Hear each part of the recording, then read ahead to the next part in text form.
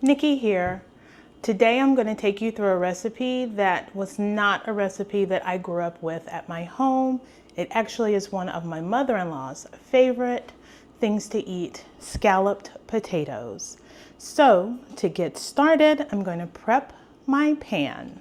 Prepping the pan is just making sure that it is sprayed with some non-stick cooking spray so that all that potato goodness is able to come back out. Now that that's complete, I'm going to put it back here. Now I'm going to get started by heating up my pan so that I can saute my onions and garlic. To saute my onions, I'm going to put in 3 tablespoons of salted butter.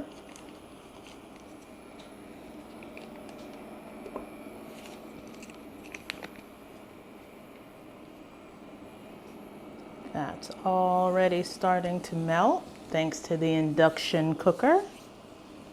Might turn it down just a little so we don't end up with brown butter.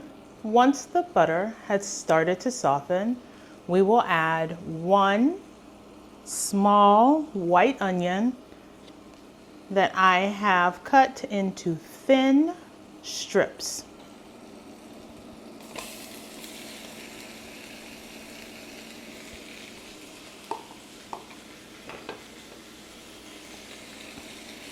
Going to stir that and make sure that it gets nice and soft. The onions add great flavor to this recipe, and I don't just use them for the flavor. I sneak them in between the layers of potato so that you're allowed to get that yummy butter onion goodness without it being on the top of your potatoes. We're gonna let these onions sweat out most of their good flavor, maybe about 5 minutes, and then I will add my 4 teaspoons of garlic. The garlicky goodness is another secret ingredient. You really don't even know it's garlic, but you know it's good. We're cooking the onions for about 4 to 5 minutes to make sure that they are soft and translucent. Once they're soft and translucent, I'll add the garlic and give it about 2 more minutes.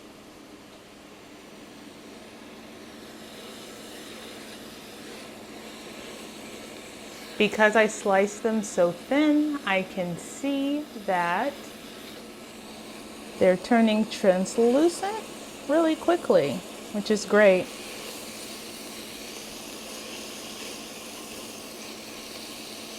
Okay, they're looking nice and translucent now. I'm going to add my 4 teaspoons of minced garlic.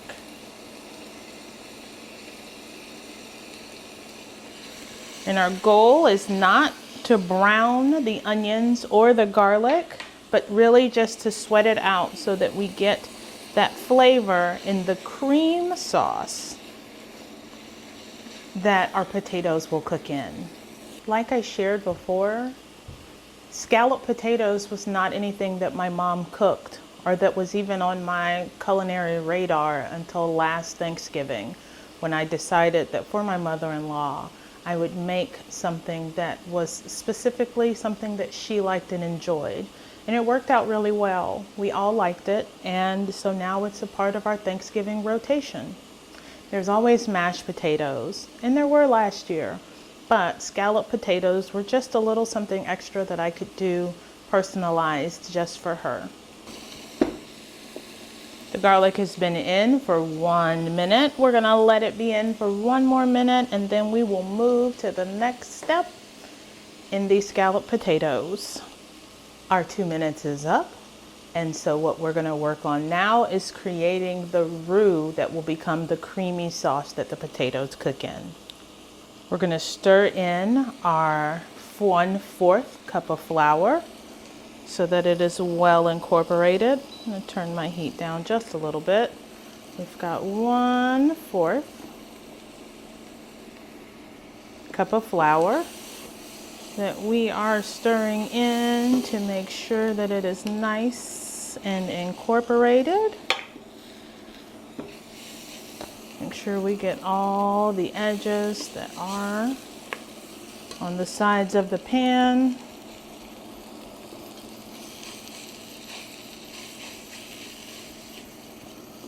You see our potatoes and garlic are starting to clump. We will let them cook for 1 minute. We're going to continuously stir so that we don't end up with burnt onions and garlic with that 1/4 cup of flour. Now we're going to gradually stir in our 1 cup of chicken broth to loosen up. And we're just going to take it easy and let that broth easily incorporate.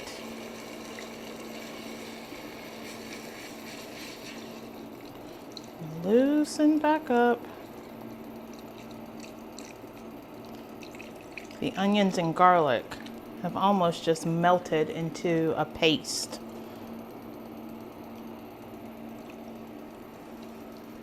Which will make it super easy for us to incorporate it in the scalloped potatoes without there being obvious bites of onion.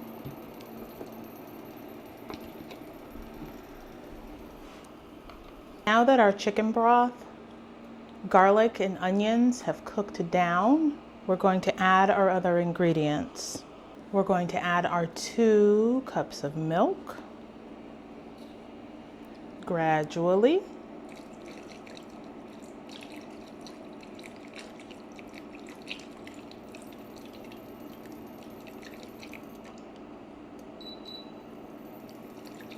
Going to gradually add our 2 cups of milk, stirring continuously. The thing is, when you get to this point, you want it to heat through and to simmer around the edges, but not have a full boil. The full boil will cause your sauce to break in the oven. And while it will still be delicious, it might not be so pretty.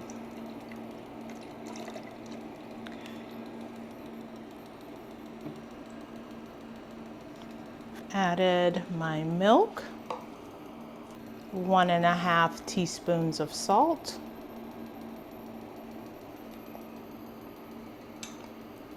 ½ teaspoon of black pepper,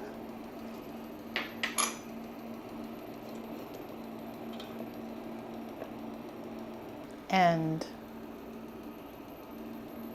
after we add our black pepper, we're gonna add 1 teaspoon of fresh thyme.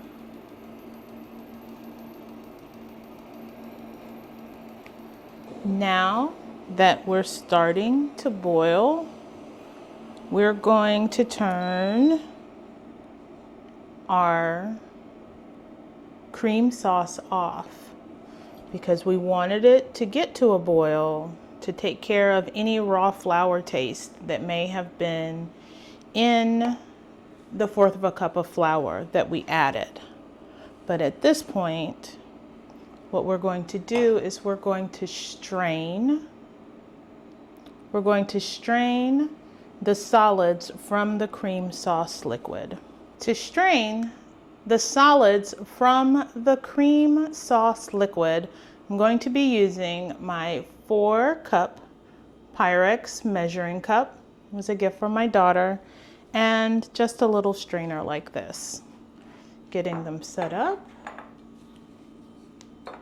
The great thing is the way it's positioned, it will hold itself so that I can just concentrate on pouring everything into the dish. Pouring our cream sauce. And once I get most of it in there, I'll use my spatula to help get the rest of the pieces through. So, yep, just gently pressing and scooting over to the side so we separate the liquids from the solids. Remember that we're not going to get rid of all of this extra goodness. This is going to get hidden in between one of the layers of potatoes to give it extra flavor. Scooting and pressing. Okay. Now we have this thick, rich cooking liquid that all our potatoes will get into. Oh, I've got a little bit more of that cream sauce that I want to scrape into.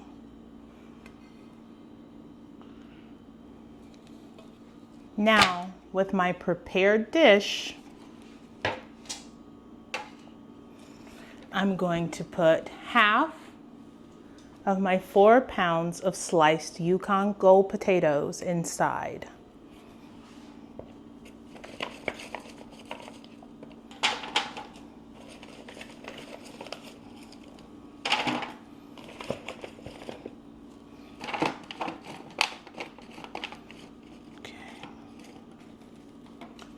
That looks about like a nice layer. Before I add the first layer of cream sauce, this is where I take all of those onions and garlic that cook down to help support. I put them in this layer.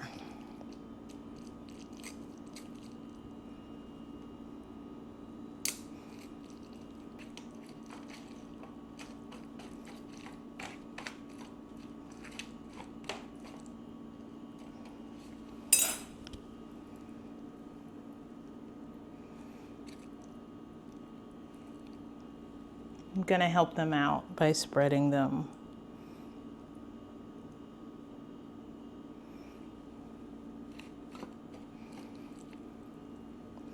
With my hands.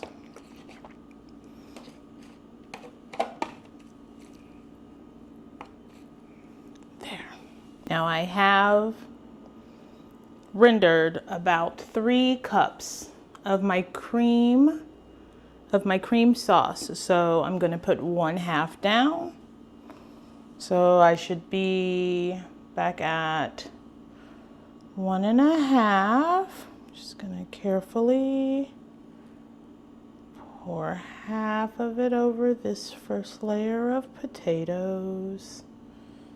Yep, I have 1.5 cups left. Maybe I need a little more of a splash right there. Before I put my second layer, this is where I add 1 cup of my cheddar cheese.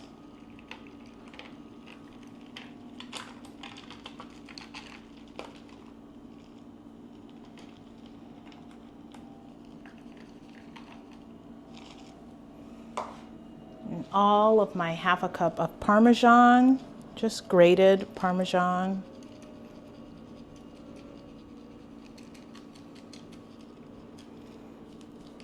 Now that we have that incorporated, now we will add the second layer of potatoes.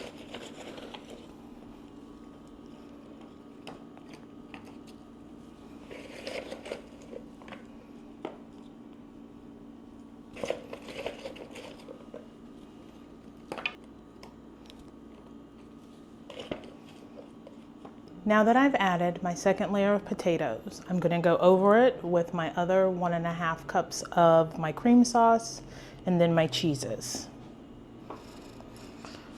So here we go.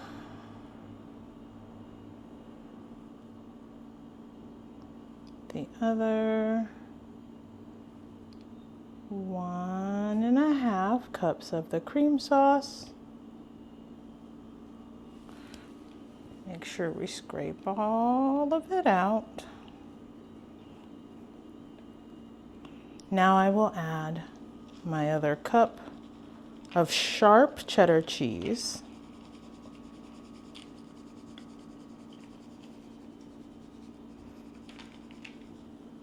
And for this layer, I also add 3/4 of a cup of Colby Jack cheese, just to help it be extra creamy and yummy.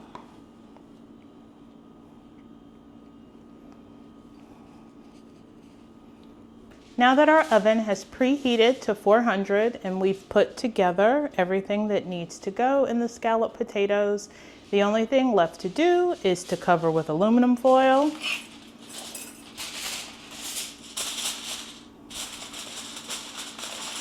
And I like to cover it loosely just so that the cheese on the top doesn't end up sticking to the aluminum foil.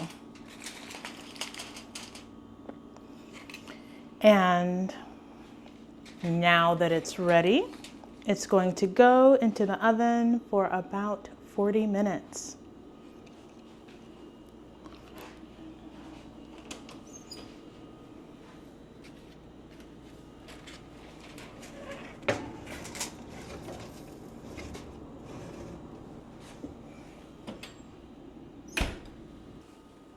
Okay, our potatoes have been in the oven for about 30 minutes.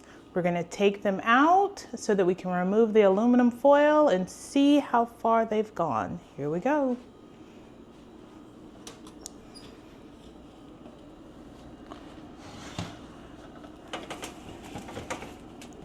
Oop.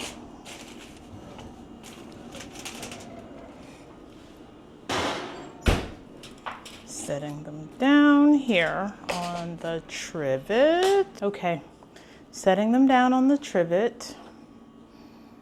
Let's carefully take off the aluminum foil.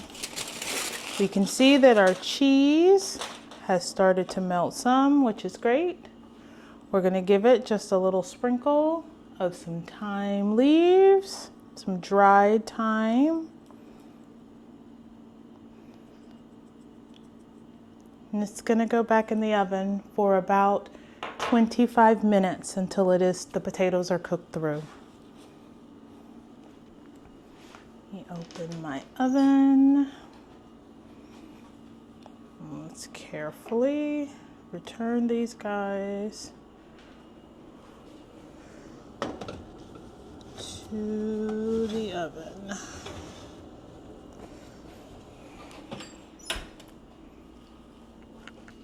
It's been 25 more minutes. It's time for us to get the scalloped potatoes out of the oven. When you get your potatoes out, be careful. They are going to be smoking hot.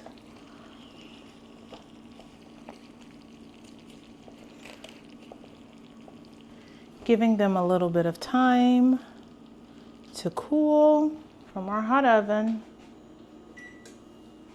They've baked for about 55 minutes. We started with 30 minutes, covered with the aluminum foil, an additional 25 minutes where we added a little bit of the dried seasoning on top,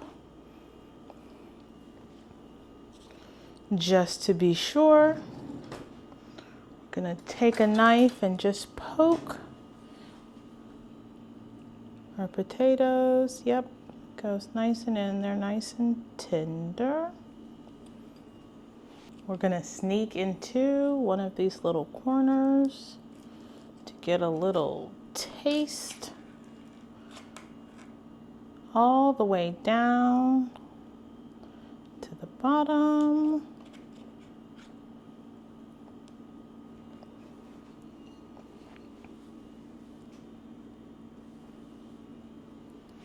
Here's my bite, steaming hot.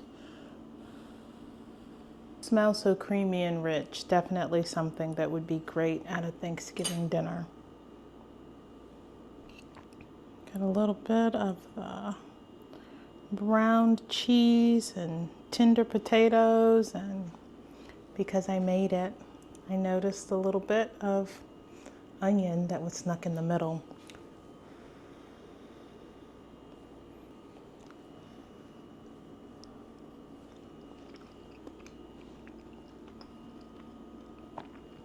It is so good and so easy.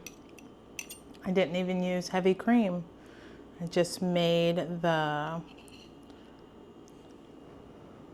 sauce with the whole milk and that 1/4 cup of flour, and it gave enough body to the sauce to cook through the potatoes.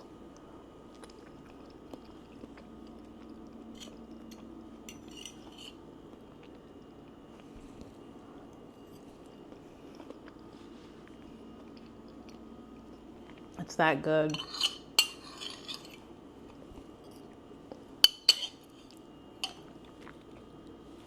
If this is a recipe you think that you'll try this Thanksgiving, let me know in the comments below. I hope that you've enjoyed this video, and if you have, give it a thumbs up. And if you like to see the other Thanksgiving dishes that I'm going to share during this series, be sure to subscribe so that you'll get a notification whenever they're ready. Thanks.